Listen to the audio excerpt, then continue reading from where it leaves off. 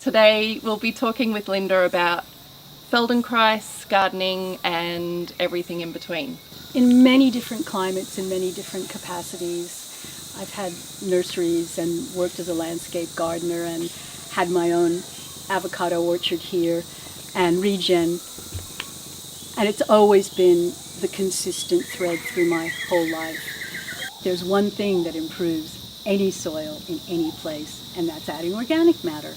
What we work with in Feldenkrais is understanding our true essence of organic movement. We're not adding something on, we're uncovering what we have.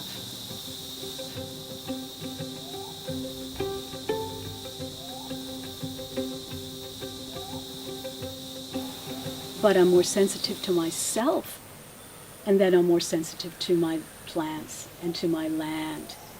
And I'm much more easy to just adapt and feel like this work fits in with my sense of myself, my self-acceptance, because as I change the way that I move, I change the way that I think and the way that I feel and how I participate in this world, in this environment.